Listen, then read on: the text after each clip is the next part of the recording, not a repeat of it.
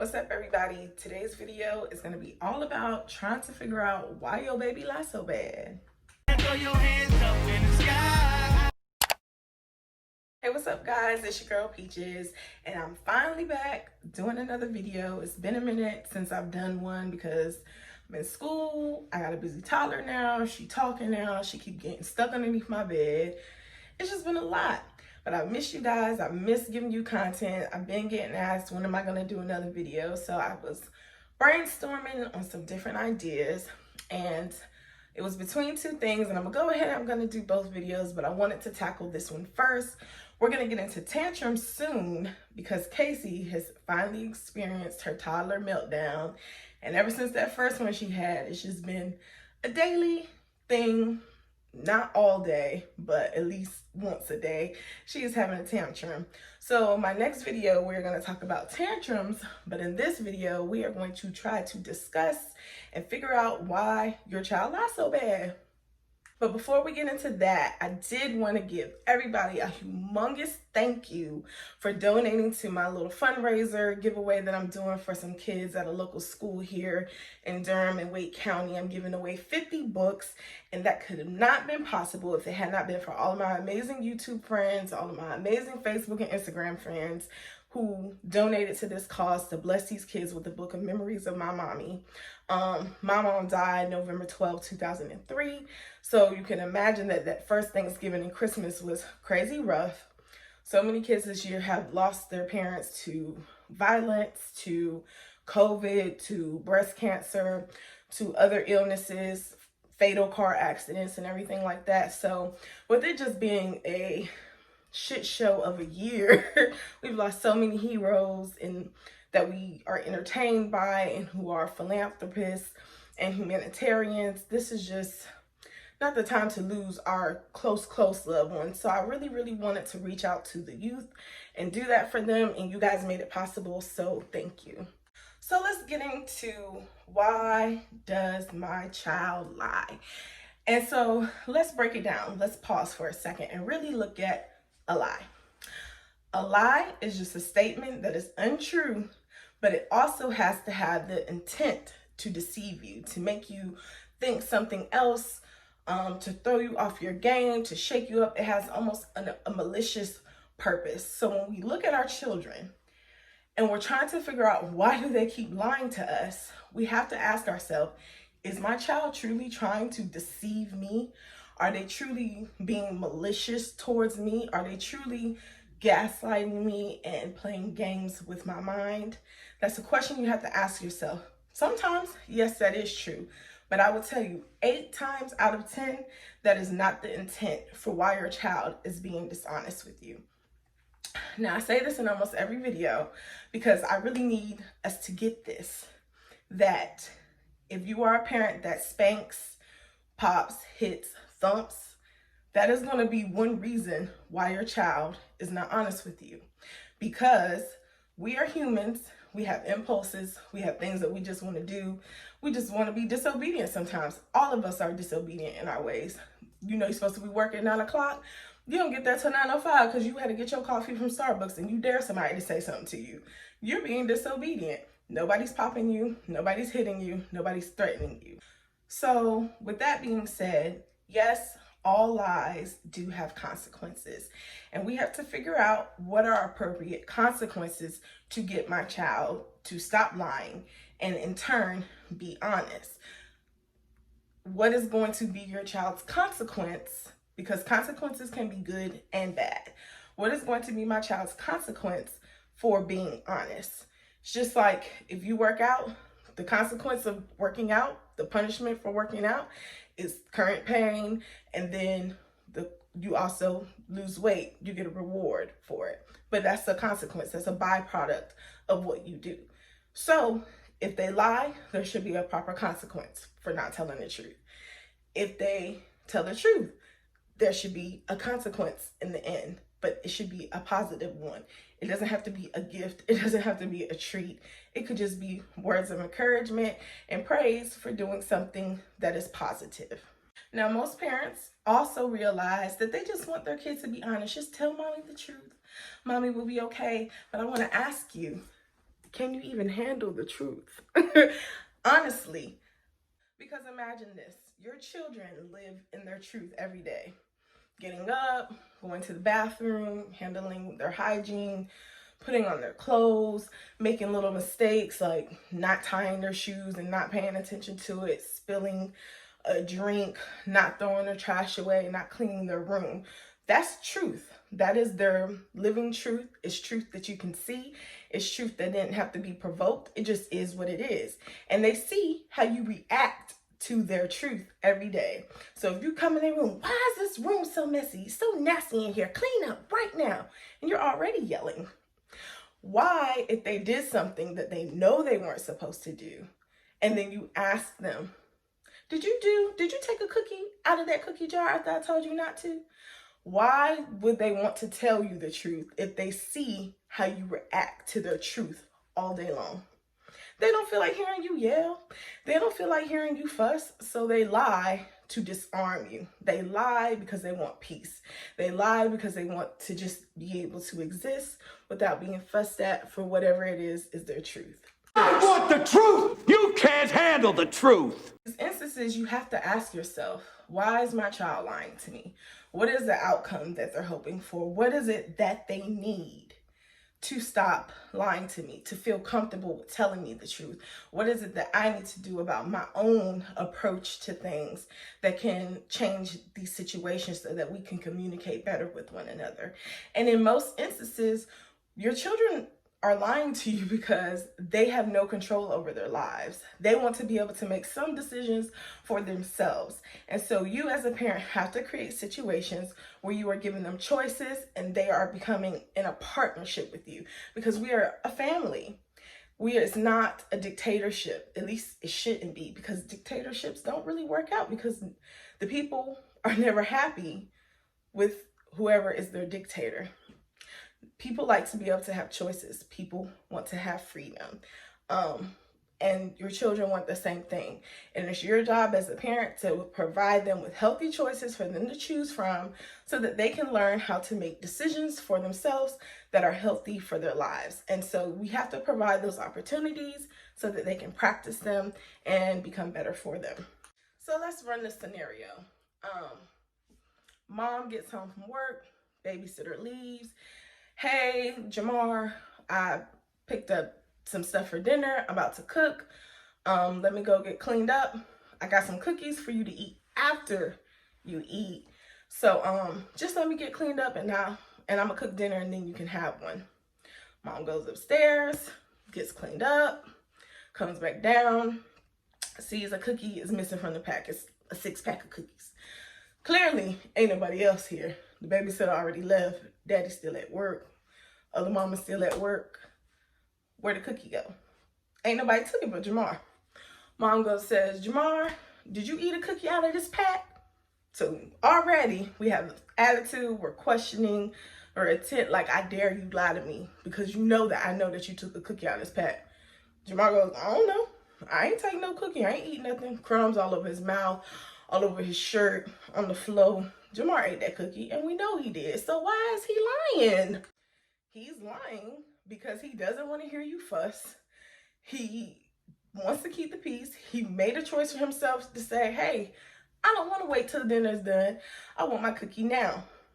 So I'm going to get me a cookie. He took ownership of his life, his hunger, and needing to feed it or suppress or engage in a sweet treat. He made a choice for himself. Now, did it go against what the mom said? Absolutely. Should there be a repercussion for him not following her directions and then lying to her? Absolutely. What can that repercussion be? A discussion. A discussion. So let's kind of rewind it back and try to see how else we could look at this situation to get a more positive outcome. So if you dangle a bone in front of a dog, he gonna go to it. If you put my favorite snack in the house, I ain't waiting till after dinner. I'm not that disciplined and I'm 31 years old. So a child who has had less years of practicing discipline and self-control is not gonna always have that. Can they learn to have that? Absolutely. But discipline takes practice. Self-control takes practice. That's why so many of us are overweight, because we don't have no discipline sometimes, you know. But that's neither here or there. So for him, he saw something, he wanted it, he couldn't wait, he hungry, it's dinner time, and now you didn't come home with the dinner. I gotta wait for you to cook the dinner. He ain't got the patience. So he made a choice for himself.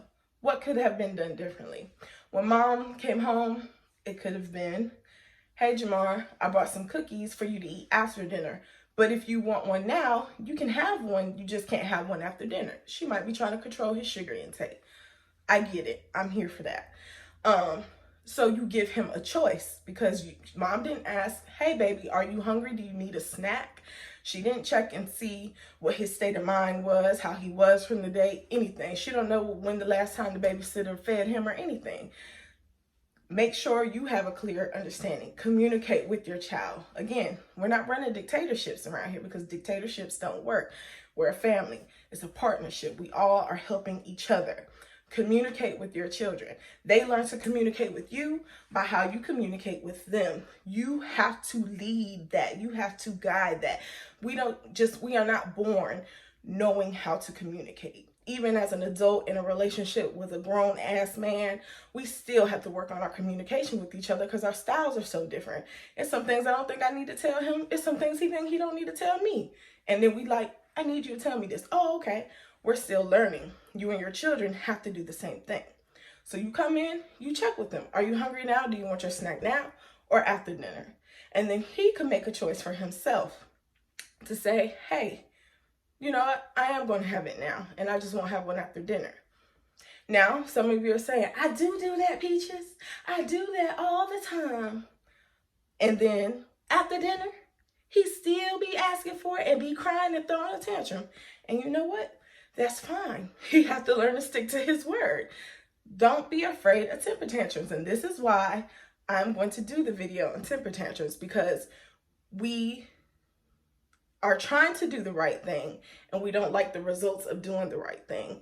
You cannot avoid their disappointment. You cannot avoid them being let down or them getting angry. That is a natural part of life. So if you're communicating with them, you're laying all the cards on the table and you say, this is what we're going to do, and they decide to change the plan later and get upset that it can't be changed, that's on them. I know you're upset, but we made an agreement and this is something that we cannot flex on. So I'm sorry. You can have one tomorrow as your snack tomorrow. And you just hold your ground on that and let them be mad. But at least this way, we know that we offered the choice. They were able to make the choice on their own. And there was no lying involved in this situation. Another way that we can work to help our children not lie so much is to not create so many opportunities where they can lie. Because clearly mom already knew he ate the cookie. So why would you even ask him? You already knew. Another way that we can help our children in the situations with lying is to not create opportunities where they can lie. When mom noticed that he had eaten a cookie out of the pack after she told him not to, that he had to wait till after dinner, she should have approached him and said, hey, Jamar, I saw that you ate a cookie out of the pack and I asked you to wait until after dinner. Can you tell me why you ate a cookie after I asked you not to? And he might say, I don't know. Or if he does, you can guide him to say, Jamar, you do know why you ate one. Were you hungry? Or did you not hear me? Oh, I was hungry, Ma, so I just went ahead and ate one. Well, Jamar, next time you need to follow my instructions to wait till after dinner. So because you went ahead and ate one, you do not get to get another one tonight.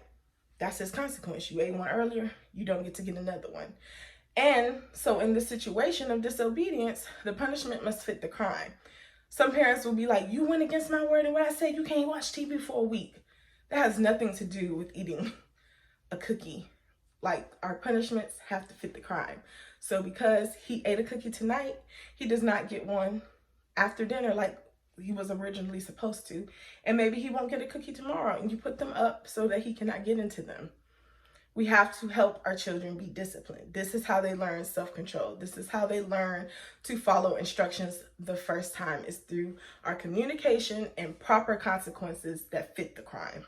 We have to remember that at the root of every lie is unchecked disobedience, or it is an unmet need. Obedience is not something that we just inherently do. It is something that has to be practiced and properly rewarded every time so that it makes them want to keep being obedient. If you're only saying something to them when they're doing something negative, that's going to be what you keep getting. But every time you see them going above and beyond, or you see them doing something and you praise them for doing it, they're going to want to be more obedient. So I'm pretty sure there have been other times where you told them to wait and they waited. Then you just went straight to them like, okay, so what was you saying? It's no, hey, thank you for waiting. I appreciate that. Now, what did you need from me? Praising them and showing that you are appreciative when they do the right thing is just as important as correcting them when they're not doing the right thing.